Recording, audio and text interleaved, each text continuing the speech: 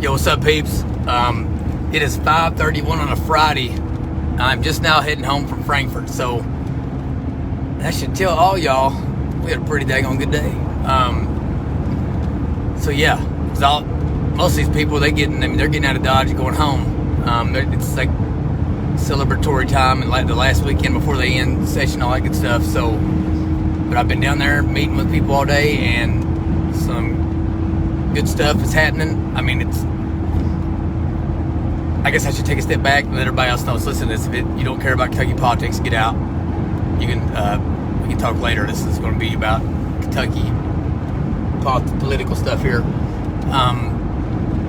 But yeah, I'll be honest. Like 2 days ago on Wednesday, I mean, I'm a pretty positive person, and I was thinking it was about over. I'm not gonna lie about that. So I was still like trying my butt off, and I'm in it to win it, just like most of you guys are. But I was just starting to think we were throwing a Hail Mary again. And then yesterday we started getting a little pep in our step again, and all y'all started sending some crazy amount of emails and crazy amounts of calls, and it's just funny how all that makes everything else, make the wheels on the bus start moving. It's like, I know I get a lot of thanks and praise, and people so happy to be about being in Frankfurt, but I'm just telling y'all, nothing I do down there matters. It's like, unless y'all are making the calls and sending the emails, it's like as soon as that kicks back up, now all of a sudden they're talking about it again. So yeah, so I'm saying a lot of good stuff's happening, and I do think HB 51 now is like we're gonna make a run at this thing. Obviously things still have to go right, but we started out this morning not even thinking it was going to get a hearing, and it still might not. All right, but here's the deal: we didn't even know if there was a health and welfare meeting going to happen. Now we know there is. Okay, a special one called for Monday, and a couple weird things happened before that. So Sarah Tyler, that I've been working with as well, she's been helping me burn up the halls and burn up the phone lines and all that stuff. She'd been calling Alvarado and texting them and doing it. It's like, I mean, we're full on assault now, right now. I mean, at this point, we're just, kicking ass and taking names, not even worrying about decorum or keeping friends. We ain't trying to do this long term. I get into the building this morning around like 10:30 or whatever, and I sit on the couch on the second floor, which is where Robbie Alvarado's office is, and I sit on the couch and kind of gather myself and close my eyes, bow my head down to pray for a second, just that I'd have the strength and the right words and all that stuff, because I know I'm about to start trying to just ambush these guys and give a little 30-second elevator speech. It's against my religion to do that. We're to that point. And I look up, and if I'd have stopped praying 3 seconds later, I'd have never saw him walk by. But the Senate was in recess, and he was the one senator that had came back to his office or something, and he was running back over because they were getting ready to be out of recess. And I look up, I see the back of his head, I run him down. I got a copy of like the bill, like the language highlighted that we were wanting to read, and he was definitely annoyed with me, and I was running beside him down the steps or whatever. But like, it was just fitting that he was the one senator that had walked back across the street, and it just, again, I could have had my head bowed for another 3 seconds, and it never would have happened. Then probably 5 minutes later, the only other person I see in the hallway is Danny Carroll and Jason Howell's legislative assistant, and I talked to her yesterday, and so did Sarah Tyler, and I had a copy of the bill and stuff for her, and we kind of talked, and then we get a call a couple hours later about us being able to get a meeting about one of the senators being wanting to meet with us. So one thing I can promise y'all is they would not be meeting with anybody about a bill that, with 2 days left in session, wasn't getting heard that day in committee, or like it wasn't on the radar. I mean, it's been so hard to get a meeting with them. We just thought we weren't, and they called us. So like, again, it's good stuff's happening. We got some other bills we're looking at attaching some stuff to. The obscenity law change, we've already got that attached to one bill, and we know that bill is going to get heard on Tuesday. But there's a couple other bills that are important to our groups, and I mean, again, we're still Hail Mary, and it's still silly to think that a whole bunch of nobody. Parents are going to get some stuff done they wanted done, like exactly what they wanted. I mean, it may happen. It's very, very likely. So before we got into the weekend, I just wanted to give y'all a little update, let y'all know that if I sounded like I was down on things, the last time I gave y'all an update, that there was a reason for that. I wear my emotions on my sleeve. I couldn't, I try to hide stuff like that, but I can't. There's a couple other vaccine bills or whatever that we're trying to help out with if we can.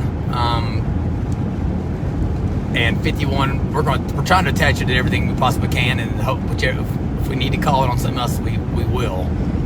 But we just feel like it's important to try to get that bill number because it's so parent driven and everything. So yeah, I just want to give y'all a little update, let y'all know that we are working hard into the evening on Friday evening. Listen, I see some of my Millsboro peeps on here watching. Let's ask our Millsboro state rep if he's still in the Capitol at 5:37 in the evening on a Friday. Love you, Adam. But yeah, so good stuff. At this point, we just got to be happy we're still in the fight. They haven't even passed their budget down here yet, so that's the fact that we're getting all this FaceTime and getting these conversations. I mean, it means that they're caring, and I'm as cynical as everyone else, but I really do think we got some good people down there. Some that I don't agree with on everything, but I definitely think our negative feelings we have towards our government a lot of times are just misplaced because we know deep down we haven't put in the work, and that we know they don't know what we think, and it's just easier for us to be mad at them for not reading our minds than it is for us to be mad at ourselves because we had football practice and couldn't figure out a way to get down to talk to them. So yeah, so everything's positive. On Monday we'll have a lot more updates. We may be talking about trying to get some people down there for Tuesday. If this bill is going to be heard in committee Monday, my name will be on the testify list. Me and Sarah that's going down with me, we are both going to make sure that our message gets out there, that people aren't sitting on misperceptions of what the bill is and what it does. I mean, I want to be crystal clear on what it is and what it's about and who the people are that have been pushing it and why we're pushing it, and that it's not an anti-teacher bill, it's not an anti-school board bill. Like, I love my mommy teacher. I know, at least in my hometown, we like our school board members, we like our principals. We're a little community that loves each other, and I think that this bill the spirit is positive, and we just don't want people put in tough situations, and we want people to have individual rights and take care of their own kids. And yeah, so biggest hurdle I think was just getting people over this fact that it was just a mask bill. I really do think that's what we started seeing those emails yesterday, where it was like, this is not just a mask bill. I think that they finally heard that it does more than that, and it's not petty, and it's not like picking and choosing which things we're taking away from school boards. We really want to free our school boards from those moral responsibilities. In Louisville, our school board members don't know every community member. In Middlesboro, Kentucky, the school board knows every single kid. So I cannot, if they have to worry about every single kid's health state, and surrounding coronavirus and all that, I cannot blame them for masking back up or doing whatever. I mean, because they care about the freaking kids, and they don't want to have to go by their mom at Walmart if they get seriously sick or heaven forbid die or whatever. And this is good for everybody. Our educators can get back to educating and not have this weight on their shoulders.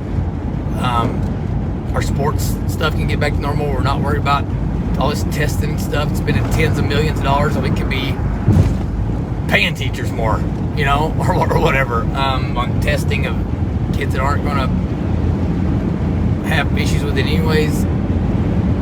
So yeah, just glad we're ending the Friday on a good note. It's been a rough week. I do not envy any of these guys down here that are doing this stuff every day, guys and girls. Once all is said and done, I'm gonna go back and give a shout out to everybody that's been good to me, even the ones that maybe haven't voted for our stuff. I mean, it's like they deserve credit when credit's due, and all that. Until then, I'm not going to put them on blast, even with praise. If any of them are listening, y'all know who you are. But yeah, thank you all for giving me y'all's time. I'm embarrassed that I think I'm worthy of 5 or 10 minutes of your day, but thank you for listening.